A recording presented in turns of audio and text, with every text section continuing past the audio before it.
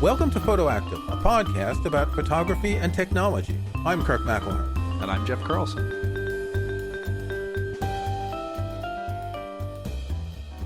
I guess you could criticize us for focusing mostly on Fujifilm cameras with a bit of Leica. Since we don't use Canon, Nikon, or Sony, we aren't really impressed when they come out with a new camera, but Fujifilm just released a new camera. I believe it's called the GFX100RF. Really memorable name there. They all are. Yeah, so GFX is their medium format line, so it's a larger sensor than the normal camera. 100 because the X100 series kind of, no, it's because it's about 100 megapixels. And RF because? Well, that's a good question. So typically RF is like rangefinder, except this doesn't actually have a rangefinder. So I think it's like there is no range to be found in this camera. RF is really freaking Fujifilm. Really Fujifilm. It's really Fuji, yes. We wanted to discuss this because it's got some interesting features, and I don't want to say that this is the direction cameras are going because this is a niche, but this is a direction that this niche camera is going in. These high-end cameras, of which I own one, the Leica Q3, and you've played with a Hasselblad, etc. This is cheaper than the Leica Q3. I believe this is about $5,000. I don't know what the price of the Q3 is in the US. I think it's over $7,000. It's like 65-ish, I think. Yeah. They have a similarity. They both have a 28 millimeter equivalent lens. So the Leica is a full frame, so it's a proper 28 millimeter lens. And the Fujifilm, being a medium format, you have the thingy thing that you calculate and you press a little button and it comes out to the equivalent of it's a 35 millimeter equivalent of 28 millimeters. This is 102 megapixels, 102 million pixels. That's 1/10 of a billion pixels if you think about it. Wow. That's a lot of pixels. I've not thought about it that way. But now that's all I'm going to be able to think about. This is like one of the big selling points. So they've had GFX50 and GFX100. So they had a 50 megapixel version, 100 megapixel. And this is the smaller, lighter, portable street photography version of a medium format camera, which was mainly designed for studio work. Yeah. So one of the important things about this is that it is essentially a scaled up X100VI. And that sounds kind of reductive, but it's a fixed lens, like you said. It is relatively small and compact. It's not as small as an X100, but compared to most medium format cameras, it is very compact. I mean, this is designed to be a super high megapixel walking around camera. Compared to the Leica Q3, it's roughly the same body size. The lens is much shorter and the weight is about the same. So last year, I believe we talked about the Hasselblad 907CX. I can't even remember all the rest of the numbers that go along with it. That's basically a medium format sensor that gets attached to a body.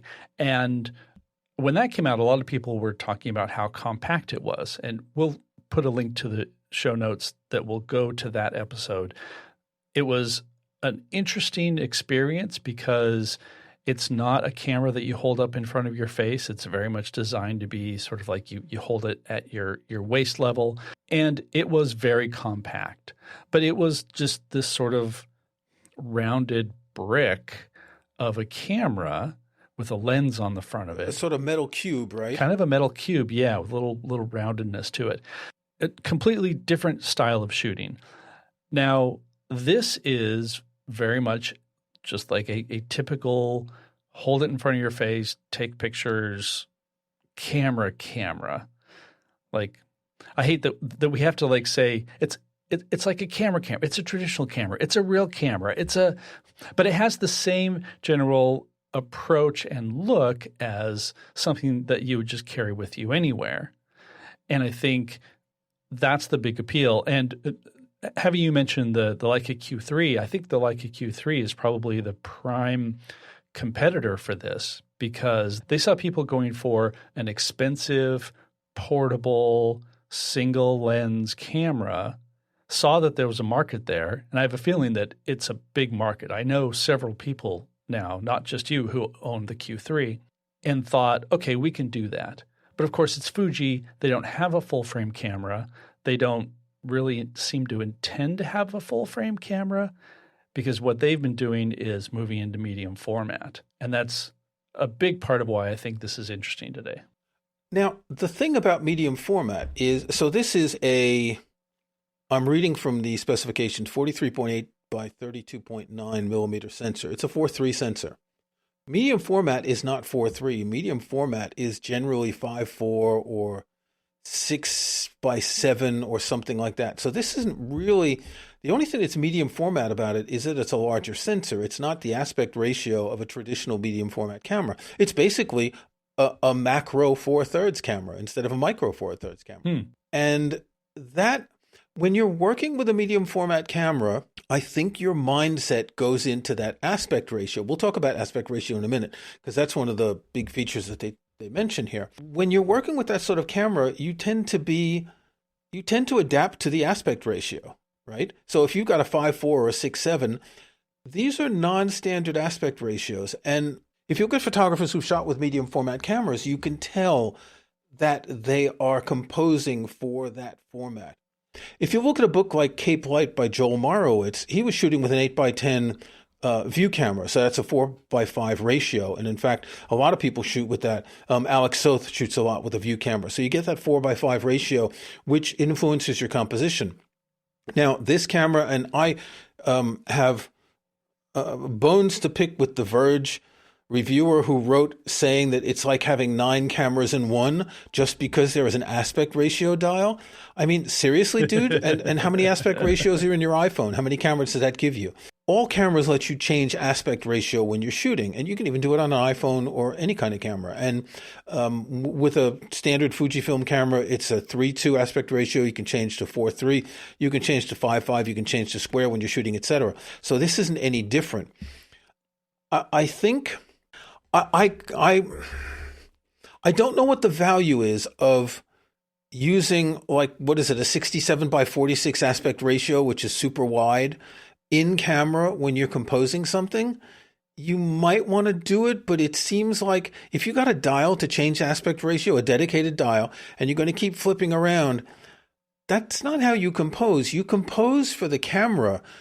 You don't compose for, like, okay, I'm going to, change this. You do that in post, right? Yeah, I think so. Okay, so we need to unpack a couple things. So one of the features that this has, like you just said, is a dedicated dial to change your aspect ratio, which part of me thinks that this is kind of – what's a good way of saying it? Gimmicky? Like, kind of gimmicky, because normally you could just do that in a menu. But one of the things – again, that Hasselblad had was a mode to shoot that really, really wide aspect ratio. And that mimics, I think, a certain film camera, and I can't remember the name of what that is. And a lot of people really love it. And it's basically like even wider and narrower than 16:9. And so, like, there are times when that can be really cool. And I think the reason that exists here is because you have so much resolution on the sensor to work with that you still end up with a good, decently sized resolution image, even when you're essentially cropping a whole bunch. So I think the appeal of this is if you want to go with different aspect ratios, you can do all of that in camera as you're framing, so you can see it that way, and you can switch between them easier with a knob. Now, do you need a knob to do that? No.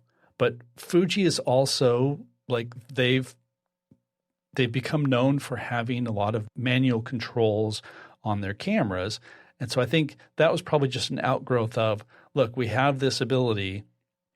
We could bury it in a menu, or we could create a new different knob on the front that makes this look unlike any other camera. I'll tell you a secret.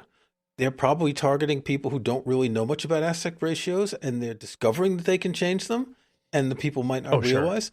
Sure. While you were talking, I found an article about the Hasselblad X-Pan a film camera that could shoot at 24 by 65, but this is on film. So you're choosing your aspect ratio to get a wider image on film. So it's basically 2 frames or a little bit less than 2 frames together at the same time. And so I guess the digital Hasselblads are maintaining that aspect ratio because it's a historical thing.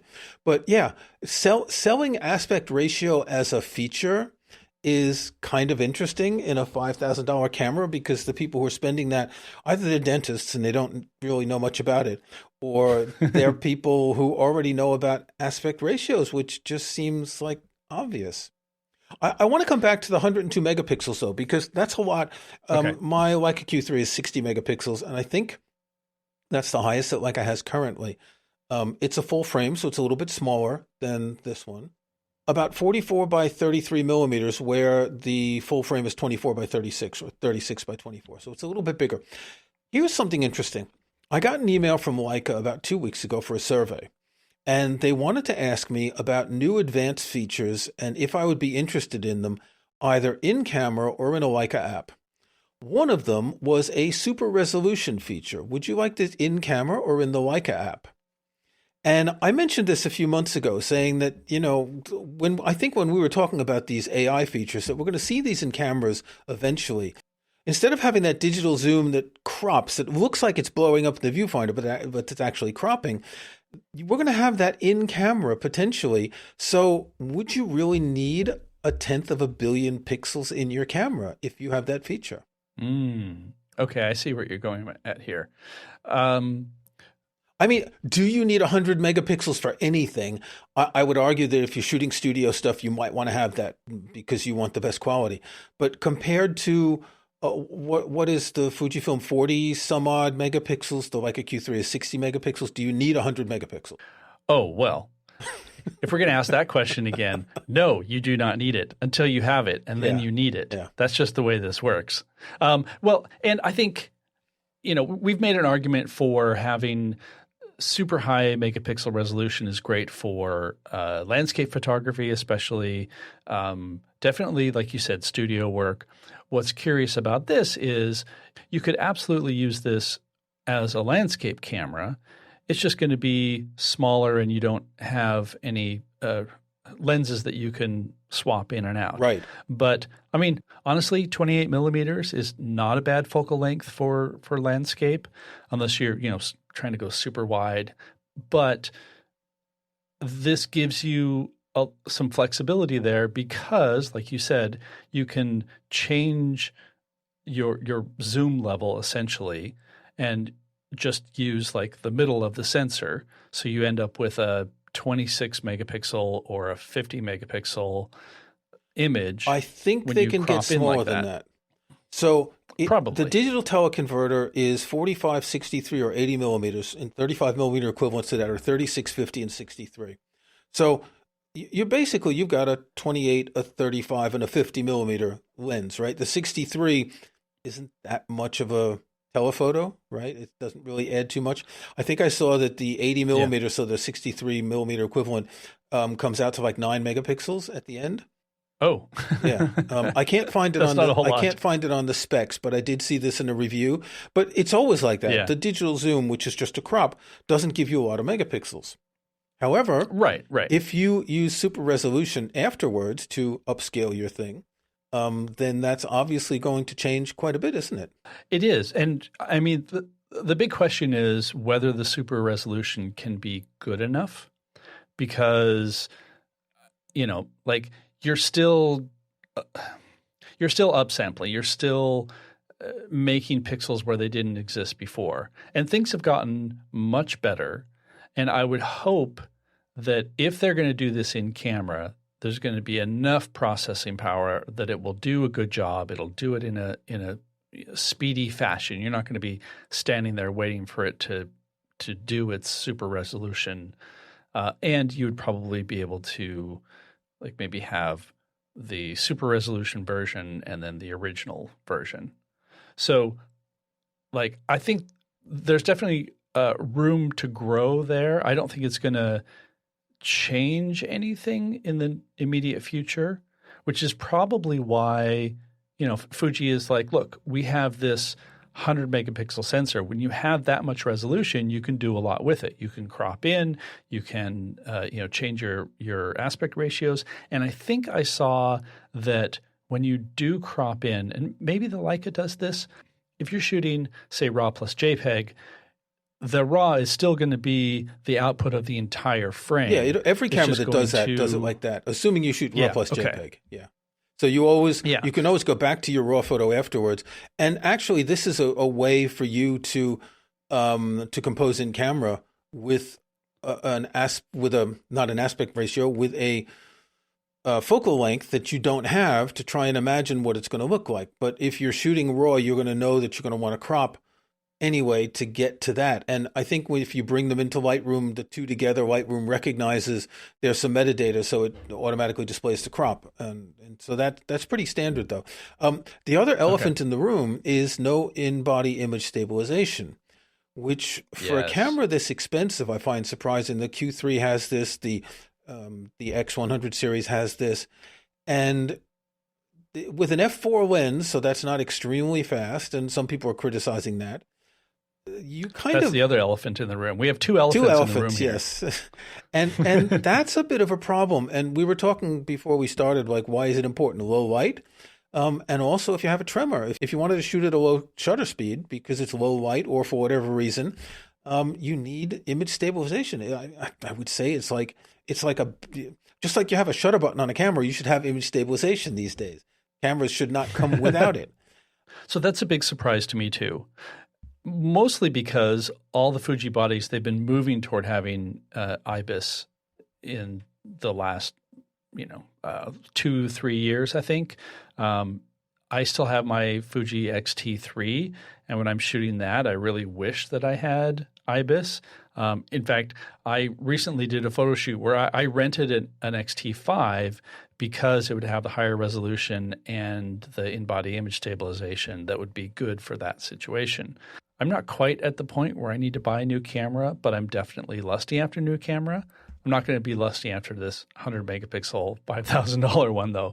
But what that means is I think this was one of the big compromises in order to make this a small body, because I think having that large sensor and the sensor array and all the hardware required just to get that in there honestly probably wasn't enough room to put even their now smaller in-body image stabilization hardware in there. So if we could put emojis in the audio podcast, I would do a tiny violin emoji right now. The Leica Q3 has image stabilization. The X100, they all do. Yes, it's a function of the sensor and the lens, and there's a whole bunch of things going on. I understand that. Yeah. But it does seem like something that should be in a camera like this, that they're advertising as a camera to walk around with. They're showing the middle-aged guy walking around, street photography, and in the desert and everything. Right. And we should also point out, like, this is a bigger body than I think they would like it to be. I mean, that X100 size is really a good sweet spot. It's small. It is. It's small, and they couldn't get that into this medium format sensor, like all of that. And I mean, yes, the Leica has it, but the Leica just has a measly 60 megapixel resolution. Nobody wants that. Only 6 million pixels. Only 1/16 of a billion. Who would even consider 60 megapixels at this day and age? Yeah. Like all of that, I think from a practical perspective, I can see why they decided not to put that in. I also think that it would be definitely an important inclusion when I was shooting that Hasselblad, since, I keep going back to that because we're still at the same medium format resolution. I missed not having IBIS. I had to shoot more with a tripod or be extremely careful about, planting my body, getting my elbows in tight, being as stable as I could, just because when there's more resolution, there's more chance that even small nudges, small bumps and movements will affect your your focus. It is surprising. It's definitely something where I think they use this as a trade-off. What I don't quite understand is the f4 lens. And I think that might be the thing that keeps some people from buying this who might otherwise just snap it up, given that they, have the financial means to do so. But, f4 is fine, but it's not super bright. You're not going to get that really exaggerated soft background blur. There's going to be some of it. Actually, Chris Nichols at Petapixel did a video on this and showed some examples of what that looks like. We'll link to that in the show notes. So you're not going to get that effect, but the question is, and I've seen this raised, with such a large sensor, is that even important? Like, do you need an f2, f2.8? And if they did do that, like, how big would that lens be? Okay, so we're going to link in the show notes to a page on LeicaRumors.com where they're comparing the size of the two cameras, and I think the size is why they have an f4 lens. So when I saw the first photos of this in a woman's hand, it looked massive. It's a little bit taller than the Leica Q3. Actually, the dimensions on this don't make sense. It shows that the Leica is 2 millimeters taller than the Fujifilm. So take the dimensions in this page with a grain of salt, but look at the size. So it's taller, but look at the difference of the thickness of the lens, particularly in the bottom image where they're facing each other. How big the lens is sticking out on the Leica and how small the lens is on the GFX, the Fuji. And I'm just looking at Fujifilm's GFX lens page, and like the closest they could get would be they have a 50 millimeter f3.5, which is about that thickness. And then once you get down to a 63 millimeter f2.8, it's much longer. I think these are the kinds of lenses that you can't really make that small. And in fact, the with one exception, the lowest f-stop is 2.8 of all the Fujifilm lenses. They have a 55 millimeter 1.7, which looks quite large. But it just doesn't seem that this is a thing for this sort of medium format camera, that you don't have a lot of, wide apertures in lenses. But I think when you compare the size of the two cameras, they wanted something that goes in a pocket. The Leica Q3 does not go in a pocket. It does not. That lens sticks out a lot. When you look at the two compared, you can tell. I do like the X100 style with that stubby little lens. I think that's really wonderful. Cameras shouldn't have big lenses that get in the way. But that to me seems to be a more reasonable reason to not have an aperture better than f4 than anything else. Yeah. We should probably point out, I'm sure it's obvious that neither one of us have actually had any hands-on time with this, so we're just judging from videos and photos. Yeah, exactly. And so I am curious to know how everyday shooting, if that affects things. And also, if you have a larger sensor that has a larger light gathering ability, maybe f4 is perfectly fine. I don't know. But it's definitely a trade-off. I think a lot of photographers might look at that and think, oh, f4, well, that's really kind of middle of the road, and not actually take into consideration whether an f4 in this combination. One thing the Leica Q3 has is you can choose 3 different sizes of your images, and size in terms of megapixels. So you can shoot at 60, 36, or 18 megapixels. This is full frame. The reason for this is you want quality images, but that aren't as big, right? And so the Fujifilm doesn't do that. Not a big deal for most people, but a lot of people would rather get more images at 36 megapixels on an SD card than they could at 60 megapixels. It is an interesting kind of feature for a carry-around camera that people have. The Fujifilm, however, has 2 SD card slots, and that's something that apparently modern cameras aren't doing that much more anymore. Well, I think these sort of carry-around cameras especially, 2 slots seems to be the pro option, because that way you can, either have a backup or you just have a whole bunch of storage, or you can shoot RAWs on one and JPEGs on the other.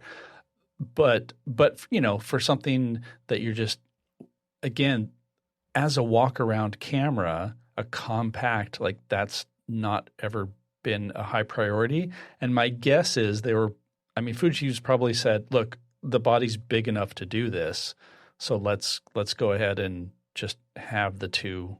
Or honestly, maybe it was, look, it's a $5,000 camera. We'll give them 2 slots. It's true.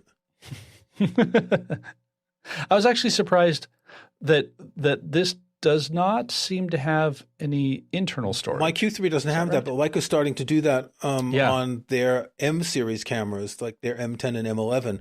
And that new Sigma camera that came out recently also doesn't even have an SD card slot. That's like Apple removing the headphone jack, right? Not even giving an option to put an SD card in, even to shoot internal storage and SD card as a backup. I think that's a little bit disturbing. But I think that's going to be a new trend for a lot of cameras to have that onboard storage, just like phones and laptops and everything. Yeah. To try to wrap all this up, it seems like there's a different scale being applied here, because this is a compact walk-around camera that just happens to have massive resolution, a new style of body, et cetera, but it's also $5,000. Now, typically, when you say $5,000, that can get you a very, very nice professional Sony, full frame. You can get a lot for $5,000, but you don't have that compact walk aroundness. So I think this is definitely geared for the people who can afford it. And honestly, I think they're directly targeting Leica users who, I don't know, they might be saying to themselves, gosh, 60 megapixels isn't really a whole lot. I need 100. But I think more so this is Fuji saying, look, we're not going to do full frame. It's clear that they're not going to have any full frame cameras. They have APS-C cameras and they have medium format cameras. And they're moving medium format into a different form factor that can be something that you carry with you. Or, maybe this is the small single camera that you take on vacation and you don't bring lenses and you don't bring all of that other stuff. You probably bring a tripod if you're doing any sort of landscape stuff, but you don't have to burden yourself with a lot of gear because you have the room and the resolution to do a lot with it. We're going to link in the show notes to our episode where we talked about fixed lens cameras and how they are undergoing a resurgence. There used to be point and shoot cameras. There still are point and shoot cameras. And that's, most people didn't have cameras where they could change lenses for forever. If they shot, with an SLR, a 35 millimeter SLR or whatever, then that was the thing. But this is an indication that that this is a market that is selling. Fujifilm still can't deliver the X100VI.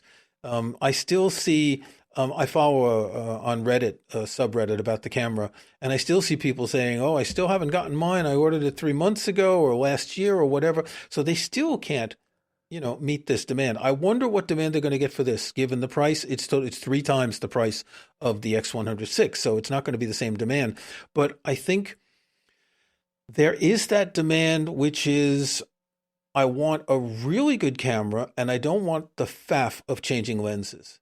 And I think once you get up to 40, 60, 100 megapixels, then you can do that. And I think this will be relatively successful. Yeah, no, I completely agree. And honestly, it wouldn't surprise me if in 1 year, 2 years, the GFX100 FG2, whatever we're going to call it, it does incorporate in-body stabilization, maybe a slightly better lens. We'll see what the demand is.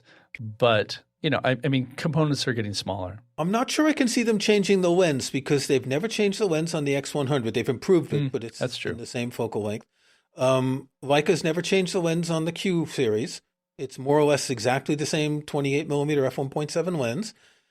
So I don't think that's going to change. And I think that 28 millimeter is a sweet spot for a lot of people. I kind of prefer 35, but Yeah. 28 is fine when you have this resolution. So I think this is a trend for cameras that both at, I want to say, the medium price, the X100 or the Ricoh GR7 or whatever they're calling it, and at the higher end here, they're undercutting Leica. I don't think Leica owners are going to buy this, but I think Fujifilm owners that have thought about buying a Leica That's a would very go good for point. this. Yes. Okay, that's enough for this week. Until next time, Jeff. Until next time.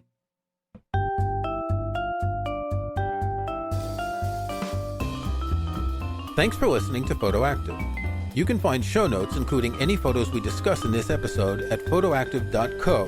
That's photoactive.co. We couldn't afford the M. You can join our Facebook group at facebook.com/groups/photoactivecast. That's photoactivecast in one word. You can subscribe to Photoactive in your favorite podcast app or on Apple Podcasts. See the links on our website. And think about leaving us a rating or review in iTunes or in your podcast app.